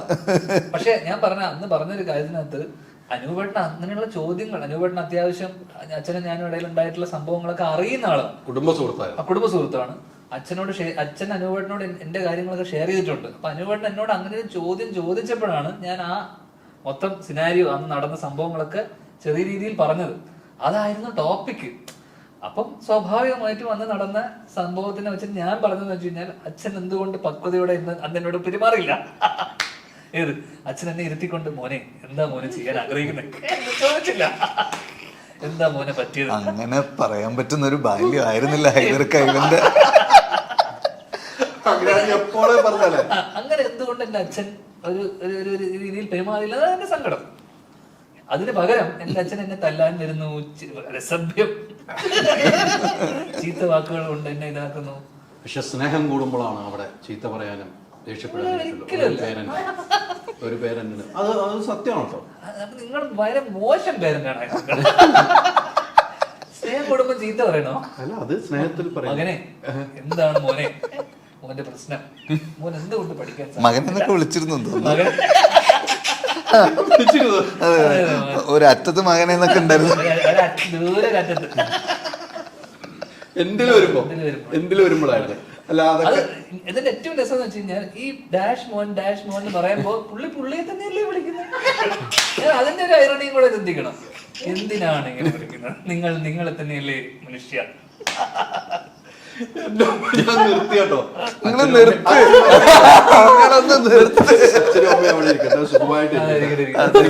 ഞാൻ ഒരു കാര്യം ഇടക്കിടക്ക് വീട്ടിൽ പോയി വിളിച്ചിട്ട് പിന്നിട്ടാ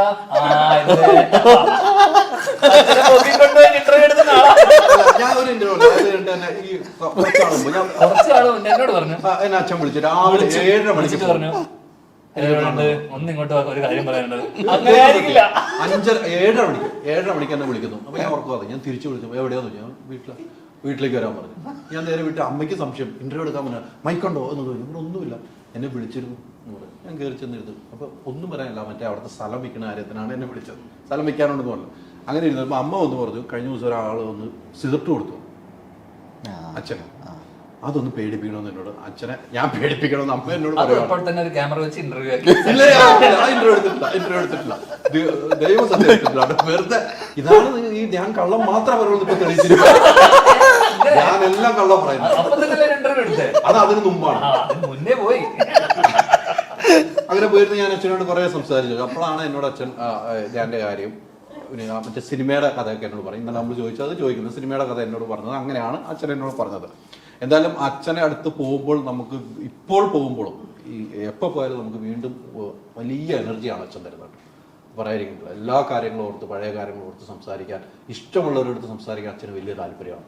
അത് ഞാൻ കാണുന്നത്. ഞാൻ പോയതിൻ്റെ അന്ന് തലേന്നാണ് സത്യൻ ചേട്ടൻ വന്നതെന്ന് പറഞ്ഞു. അതെല്ലാം ഓർത്തിട്ട് വന്ന് പറഞ്ഞ കഥകളും എല്ലാം പറഞ്ഞ് ചിരിച്ചിരിക്കാം. അച്ഛൻ്റെ അടുത്ത് ഇരിക്കാൻ എനിക്ക് അമ്മയെ കാണുമ്പോഴാണ് ഏറ്റവും സന്തോഷം. ഒരു കുറ്റബോധം ഇന്നും ഉണ്ട് പറഞ്ഞ കാര്യങ്ങൾ. ഇന്നൊരു കുറ്റബോധത്തോടെ അച്ഛനോട് എന്തിനു ഞാനതൊക്കെ പറഞ്ഞു. വേദനയോടെ ഉറക്കമില്ലാതെ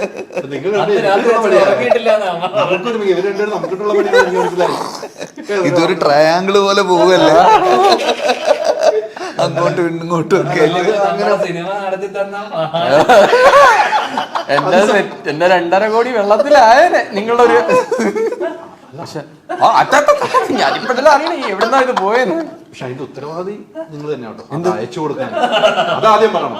അവിടെ നിന്ന് നേരെ അജുവിന് പോയി. അജുവിന് നേരെ ഇവിടെ വന്നു. ഇവിടെ അജു നോക്കിയിരുന്നിട്ട് അയച്ചോ. പക്ഷെ എന്ത് രസമായിരുന്നു ഓടിക്കൊണ്ടിരിക്കണ മ്യൂസിക്കൽ ചെയർ. അതൊക്കെ നമുക്ക് സിനിമയിലേക്ക് തിരിച്ചൊന്ന് വരികയാണെങ്കിൽ സിനിമ കല്യാണി അല്ലേ, കല്യാണിയുടെ ഒരു റോളൊക്കെ എങ്ങനെയായിരുന്നു?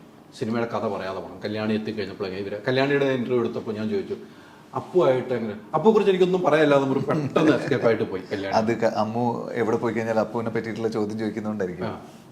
അല്ല, ഇതില്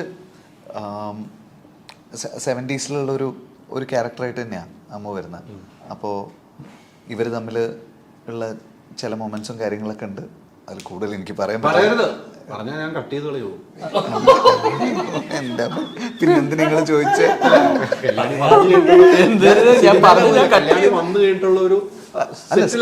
സെറ്റില് വന്ന സമയത്ത് വന്ന ഉടനെ അമ്മു ഇങ്ങനെ പറഞ്ഞു തറവാട്ടിൽ തിരിച്ചു വന്ന പോലെ ഉണ്ട് എന്ന് പറഞ്ഞു. ഫസ്റ്റ് പറഞ്ഞത് അതാണ്.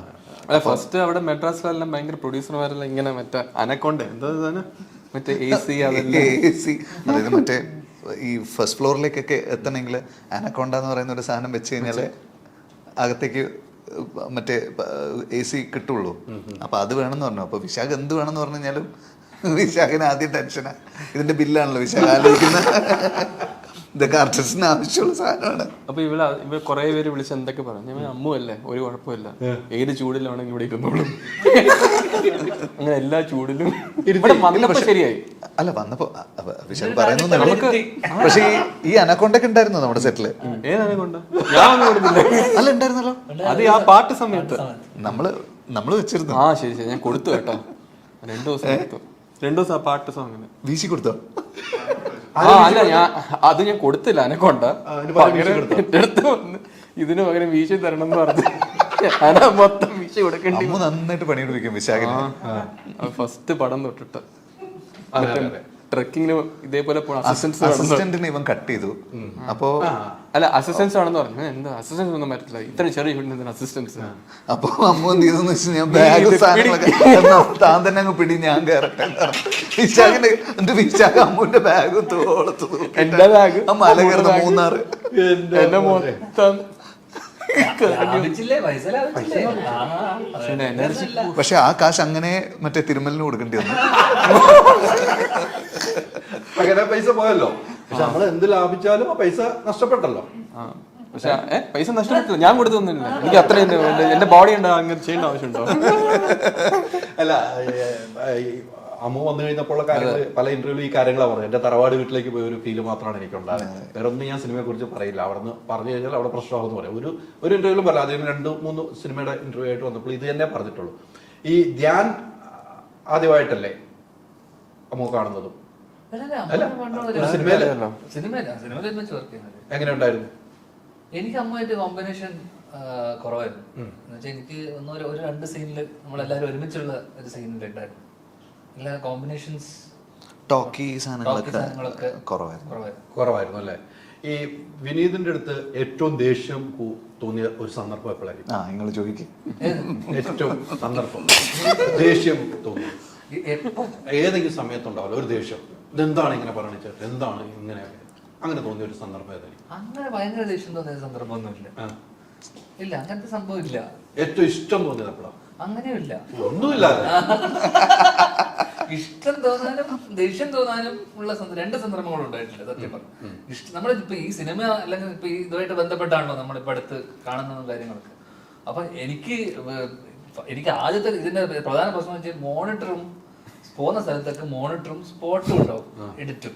അപ്പൊ നമ്മൾ അഭിനയിക്കുന്ന സമയം നമ്മൾ എന്താണ് ചെയ്തതെന്ന് നമുക്കൊരു ആക്ടേഴ്സിന് നമുക്കൊരു ജഡ്ജ്മെന്റ്, ആൾക്കാർ ജസ്റ്റ് 1-2 സാധനം ലുക്ക് കാര്യങ്ങൾ എന്താണ് ചെയ്തിട്ടുള്ളത് അറിയാനുള്ള കൗതുകമല്ല. എന്നാലും അതെ നമുക്ക് അടുത്ത എന്തെങ്കിലുമൊക്കെ ഇത് അറിയാനുള്ള ഒരു സ്പോട്ടൊക്കെ ഉണ്ടെങ്കിൽ, കാരണം ഇപ്പൊ എല്ലാരും സ്പോട്ടൊക്കെ ചെയ്ത് എഡിറ്റ് ചെയ്ത് കണ്ട് പോവാം. സിനിമ കണ്ട് പോവാം. അപ്പം ഇപ്പൊ അപ്പുറത്ത് ഞാൻ ഡിജോന്റെ പടത്തിൽ നിന്ന് ഡിജോ എല്ലാ സാധനങ്ങളും തലേദിവസം ചെയ്ത സാധനം കാണിച്ചിട്ട് അടിയോ ഇതാണ് ചെയ്തത്, ഇത് നമുക്കിന്ന് മാറ്റി പിടിക്കും. ഇങ്ങനെയൊക്കെ കണ്ട സാധനത്തിന് നമ്മൾ കണ്ട് പോകുമ്പോൾ സ്പോട്ടൊക്കെ ഉണ്ട്, നമുക്ക് ഗുണമാണ്, ആക്ച്വലി ഗുണമാണ്. പക്ഷെ ഏട്ടന്റെ കേസിൽ ഏട്ടൻ പറയുന്നത് അത് ഭയങ്കര ടൈം കൺസ്യൂമിംഗ് ആണ്. സത്യം പറഞ്ഞ കുറെ സമയം പോകും. എല്ലാരും വന്ന് കാണും, പിന്നെ ഡിസ്കഷൻ ഉണ്ടാവും, ഒന്നുകൂടെ എടുക്കണം തോന്നും. സ്പോട്ട് എഡിറ്റർ പറയും അവിടെ ഒരു ക്ലോസ് എടുക്കാം.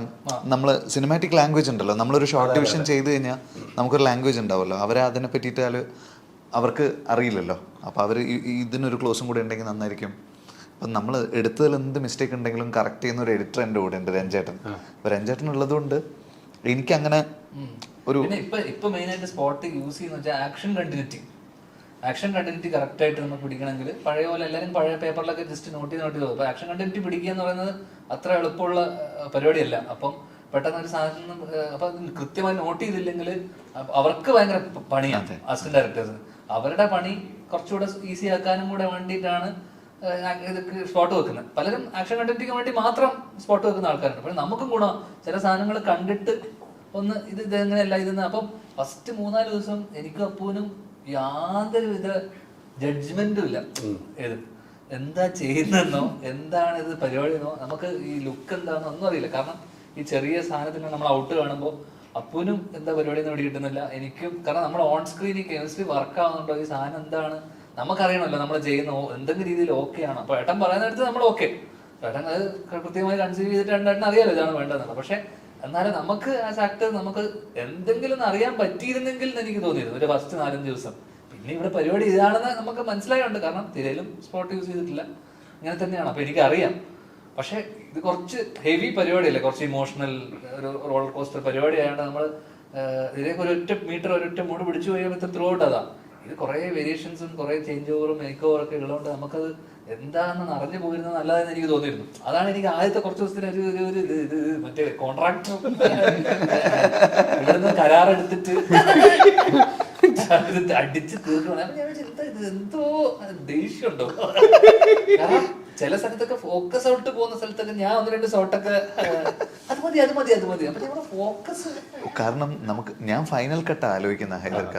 ഫൈനൽ കട്ടിൽ എനിക്ക് എന്താന്ന് വെച്ചാൽ അതിന്റെ ഇൻ ബിറ്റ്വീൻ ഞാൻ അപ്പുറത്തുനിന്ന് ഒരു ഓയസസ് പോകുന്നുണ്ട്, അത് ഷാർപ്പാണ്. അത് മതി. ഇൻ ബിറ്റ്വീൻ നമ്മൾ യൂസ് ചെയ്യാത്ത സ്ഥലത്ത് ഫോക്കസ് പോയാലും നമുക്ക് പ്രശ്നമല്ലല്ലോ. ധ്യാൻ എന്നിട്ട് ഫോക്കസ് എന്ന് പറഞ്ഞപ്പോ ഞാൻ ലാസ്റ്റ് ചോദിച്ചു, കഴിഞ്ഞ ഫോക്കസ് നന്നായിട്ടുള്ള പടങ്ങളൊക്കെ നന്നായിട്ട് ഓടിയിട്ടുണ്ടോ? അപ്പൊ പറഞ്ഞു അതില്ല പറഞ്ഞിട്ട് പോയി. ഫോക്കസിന്റെ പുറത്താണ് ഒരു സിനിമ ഓടുന്നത് അല്ലല്ലോ, പടം എന്താണല്ലോ. പിന്നെ ഇടക്ക് എനിക്കിപ്പോ പെട്ടെന്ന് നമ്മൾ വർക്ക് ചെയ്യുമ്പോൾ ഗിംബൽ ചെറിയൊരു സ്റ്റഡി ജർക്കൊക്കെ വരുവാണെങ്കിൽ അതെല്ലാം ഒക്കെ വെക്കും.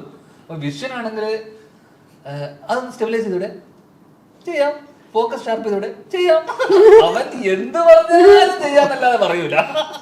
അല്ല എന്ത് പറഞ്ഞാലും പറയുന്നുണ്ടെങ്കിലും സിനിമ മൊത്തത്തിൽ കണ്ടില്ലല്ലോ. അല്ല മൊത്തത്തിൽ സിനിമ കണ്ടോ? കണ്ടവര് പറയുന്നത് കേട്ടിട്ടുണ്ടല്ലോ. എല്ലാം അവിടെ തന്നെ ഉണ്ട്. ആ ഫോക്കസോട്ടൊന്നും അവിടെ ഇല്ല. അതൊക്കെ പിന്നീട് തരും ഞങ്ങൾ പിന്നീട് അതൊരു മേക്കിംഗ് വീഡിയോ ആയിട്ട് ഇറക്കുന്നുണ്ട്. ഇതൊക്കെ ആവശ്യമില്ല, ഇങ്ങനെയൊക്കെ പോയാൽ മതി. വെറുതെ നന്നായിട്ട് ചെയ്യുന്ന പയ്യനെ വെറുതെ. അല്ല വിഷനൊക്കെ നമ്മുടെ ഒരു സോൾജർ ആണ്. പിന്നെ അല്ലാതെ എന്നോട് പറഞ്ഞതറിയാം, സോൾജർ പറഞ്ഞ കാര്യം സോൾജർ എന്നോട് പറഞ്ഞ, ഞാൻ സോൾജറോട് ഒന്ന് രാവിലെ ചോദിക്കും, അല്ലെങ്കിൽ എന്താ എടുക്കണേ ചേട്ടാ കിതർ കാം ഹേ. ഇതാണ് സോൾജറിന്റെ അവസ്ഥ. ഭയ്യ കൊച്ചിനേക്ക് പട്ട ഇന്ന് അവിടെ തേക്കണം എന്ന് പറയും, അവിടെ തേക്കും, ഇവിടെ തേക്കണം. എന്നിട്ട് അവൻ ഒരു ദിവസം പാക്കപ്പ് ആവുന്ന ദിവസം ഞാൻ അവൻ നടന്നു വരിക. അന്ന് വന്ന സമയത്ത് എന്നോട് പറഞ്ഞു, നിന്റെ ഏട്ടൻ ചെയ്യുന്ന ഇതിനേക്കാളും ചെയ്യാൻ പറ്റുന്ന ഒരു സാധനമുണ്ട്, സ്പീഡിൽ ചെയ്യാൻ പറ്റുന്ന ഒരു സാധനമുണ്ട്. അപ്പൊ ഞാൻ എന്താ അതെന്താ അപ്പം സോറത്. ഇതാണ് ഇവരെ സോൾജർ കമാൻഡറിനെ പറ്റിയുള്ള അഭിപ്രായം. പക്ഷേ ഞാൻ സോൾജറിനില്ലേ അവന്റെ ഉപ്പാടളകിട്ട് 1 മാസം ഷൂട്ട് ചെയ്തിട്ടില്ല, പിന്നെ ഷൂട്ട് ചെയ്തില്ല. അല്ല പക്ഷെ ഞാൻ എന്ത് പറഞ്ഞാലും അവൻ എടുത്തു തരും. അടിപൊളിയാണ് വിഷൻ. ഒരു നോ ഇതുവരെ കഴിഞ്ഞ 2 പടത്തില് ഞാൻ കേട്ടിട്ടുണ്ട്. വിശ്വ എന്ന് പറഞ്ഞ ഓക്കെ എന്നാ പിന്നീടാ എന്ന് പറഞ്ഞിട്ട് അപ്പം സ്പോട്ടില്. ഞാനല്ലാതെ പറയാൻ പറ്റില്ല. പക്ഷെ എന്തായാലും പുള്ളിയുടെ ചങ്കാണ്, ഒരു മാറ്റമില്ല. അവിടെ എല്ലാവരുടെയും ചങ്ക. ഇവിടെ ബട്ടിയാ. ഓക്കെ അല്ലേ? ഗംഭീരമായിട്ടെ സിനിമ. Thank you. അവിടെ ഉണ്ടാവും ഒരു രസകരമായ ഒരു മുഹൂർത്തം കൂടെ പറയാം. രസകരമായ മുഹൂർത്തം. അയ്യോ മുഹൂർത്തം നമ്മൾ ചോദിച്ച് മുഹൂർത്തം കവിഞ്ഞ് ഒരു രസകരമായ ധ്യാനിന്റെ ഒരു രസകരമായ അവിടെ വെച്ചുണ്ടായിരുന്നു. എനിക്കിപ്പോ രസകരമായിട്ട് തോന്നുന്ന ഒറ്റ മുഹൂർത്തേ ഉള്ളൂ, കസേര കളി. വീണ്ടും കറങ്ങി അടിച്ചു വന്നിട്ടുണ്ടല്ലേ? നമുക്ക് 4 കസേര എടുത്ത് ഒന്നുകൂടിയല്ലോ. 10-ാം തീയതി നമുക്ക് 11-ാം തീയതി കഴിഞ്ഞിട്ട് ഓടാം. 11-ാം തീയതി പടം ഒരു കളി എല്ലാ. പക്ഷെ ഈ സിനിമ സൂപ്പർ ഹിറ്റ് ആകട്ടെ.